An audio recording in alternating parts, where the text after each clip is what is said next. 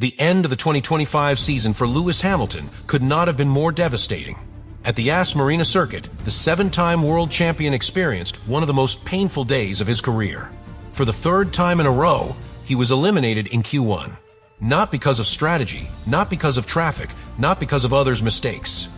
Due to sheer lack of performance, Hamilton was left out with the 16th fastest time, without rhythm, without answers, and with a face that said all. The silence that followed that classification was as eloquent as any word he could have said. Subscribe to continue uploading more of this type of content now, if we continue. When he appeared before the press, the brevity of his answers was the first thing that caught attention. He offered just 11 words to Sky Sports UK. "We made a lot of changes to the car, and it felt great today." But it was before Sky Italia where he finally broke down, saying, "I have no words to describe what I feel inside. There is an unbearable amount of anger and rage. There's really not much more I can say about it." It wasn't a simple comment of frustration. It was a suppressed cry, a brutal confession of helplessness. A statement from a pilot who has conquered everything, but at this moment has no weapons or answers. The hardest part came when journalist Rachel Brooks asked him if he thought his own performance had influenced the result. Hamilton said nothing. He just nodded. He accepted the blame with a gesture. And when Brooks told him that he seemed confused, that he didn't understand why he was still having trouble with the pace of a single lap, he repeated the silence. Another gesture, another wordless statement. It was one of the rawest moments of the weekend because it showed Hamilton who no longer knew if the problem was the car, his driving style, or simply himself. For a driver who has achieved 104 pole positions, dominated the classifications for more than a decade, and marked an era in Formula One, that gesture said it all. For the first time in a long time, Lewis Hamilton seemed to have lost his way. Not because of a lack of talent, but because of a lack of connection with a car that does not respond to him, with a machine that does not allow him to express himself. That disconnection was total in Abu Dhabi and left a mark that will be difficult to erase. The Abu Dhabi qualifying tragedy was not an isolated event. He had a prologue, a clear warning, a few hours before in the third free practice session. At turn 9 of the Yas Marina circuit, Lewis Hamilton suddenly lost control of his Ferrari SF25, spun 360 degrees under full acceleration, and ended up crashing into the barriers. The image was overwhelming. An experienced driver, accustomed to dominating unstable cars, was exposed by a car that simply did not react as it should. Over the radio, Hamilton put it bluntly, something bent the front end and broke the back end. That phrase, far from being an excuse, was a diagnosis. He was talking about a mechanical anomaly, not a piloting error. And that was where the most uncomfortable questions began within the Ferrari team. What exactly was wrong with the structure of the car?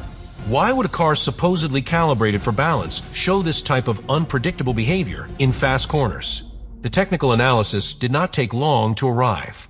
Former driver and Sky Sports analyst Anthony Davidson examined the accident frame by frame and concluded it was a combination of factors. A spark that jumps when the car hits the curbs. A slight drop in suspension height that, under normal conditions, would not have been critical. But added to a high-speed corner, turbulence from the car in front, and poor overall balance, it all became an explosive cocktail. The car lost stability at the rear axle and simply went away. The situation was so anomalous that Nico Rosberg, world champion in 2016 and Hamilton's former teammate, spoke forcefully. He said what Lewis was experiencing was a nightmare. And he went further. He stated that he couldn't wait to get out of that car. That phrase, said by someone who knows Hamilton's temperament closely, exposes the extent to which the SF25 has been a prison for his driving style. After the impact, the car was severely damaged. Ferrari had to rebuild key parts in record time to reach qualifying, but that race against time compromised preparation. As Martin Brundle, another former driver and Sky commentator, explained, when a car needs to be reassembled in such a hurry, there is no time to find the optimal setup. There is no room to refine the details. And in Formula One, those details make the difference between a competitive car and one that simply survives on the track. The accident was the visible symptom of a deeper problem. The Ferrari SF25 is not only unpredictable, it is also fragile. Does not tolerate errors. Does not absorb imperfections. And most seriously, it does not allow the pilot to anticipate what he is going to do. That uncertainty is lethal for a competitor like Hamilton, whose strength has always been his ability to predict the car's behavior corner after corner. When that predictability disappears, the pilot is left unarmed. In Abu Dhabi, the car not only failed in performance, it failed in security, consistency, and technical coherence. And when the driver feels that the car is against him, there is no talent that can save him. What happened in FP3 was more than an accident. It was the final nail in the coffin of a season that Ferrari would prefer to forget. The disaster experienced by Lewis Hamilton in Abu Dhabi was not a coincidence, nor a bad streak. It was the logical outcome of a season marked by a car that never lived up to its talent. The Ferrari SF25 from day one showed signs of being a complicated, capricious, and unpredictable machine. But what no one imagined was to what extent it would end up becoming a constant obstacle for one of the best drivers in history. Throughout the year, the car presented structural and dynamic problems that were misdiagnosed in its early stages of development. Only when the situation became unsustainable did Hamilton's engineering team decide to go beyond conventional analysis. It was then, at the Qatar GP, that a critical flaw was detected. The SF25's flat bottom flexed under aerodynamic load in certain high-speed corners. It was not a problem visible to the naked eye. The car needed to be equipped with special sensors and ultra-high-frequency cameras to detect the microflexing that altered the air flow under the car.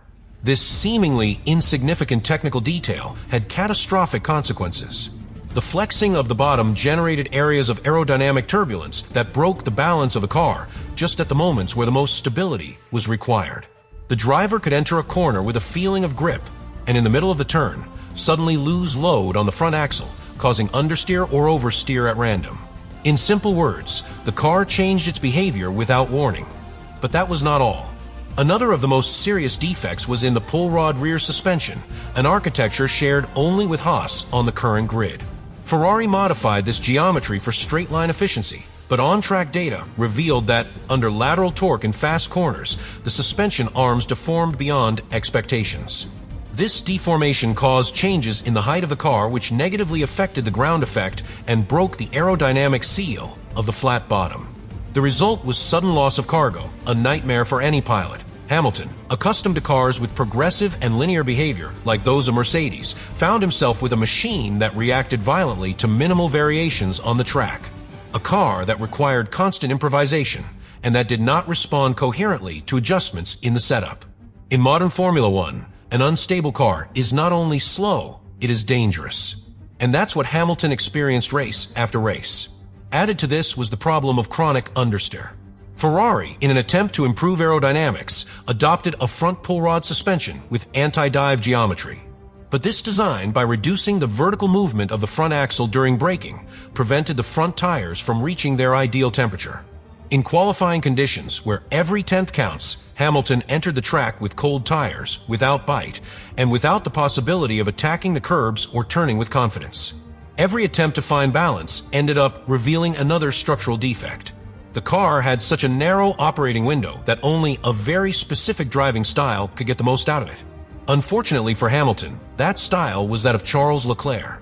In the end, it wasn't simply that the Ferrari was slow. It was an erratic, treacherous car, foreign to Hamilton's technical language. Every time he got on, he found a tool that did not understand his commands, that did not respond to his experience, and that instead of enhancing his talent, limited him. In terms of reliability, the SF25 not only failed technically, he also did it psychologically, because when a driver doubts the car, he ends up doubting himself. And that, in a sport where decisions are made in milliseconds, is the final sentence. The Abu Dhabi Grand Prix qualifying left Lewis Hamilton in an emotional state that has rarely been seen in his career. After years of being a benchmark for mental strength, control, and self-awareness, this time a different Hamilton emerged. One that did not speak from strategic calm, but from accumulated exhaustion. From a place where frustration becomes personal. When he finally decided to speak out, his tone was not that of a pilot facing a bad day. It was that of someone who has hit rock bottom. In one of his most direct statements of the year, Hamilton confessed to feeling an anger that he could not contain. It wasn't simple anger over a specific mistake or an unfortunate session. It was deep anger, the kind that forms over time when each race becomes a reminder that something is not working. With each passing weekend, the distance between the driver he was and the one the car allows him to be becomes more evident. That anger was not born from ego, but from the helplessness of being trapped in a cycle that he did not control. subscribe to continue uploading more of that content. Now you really think about all this.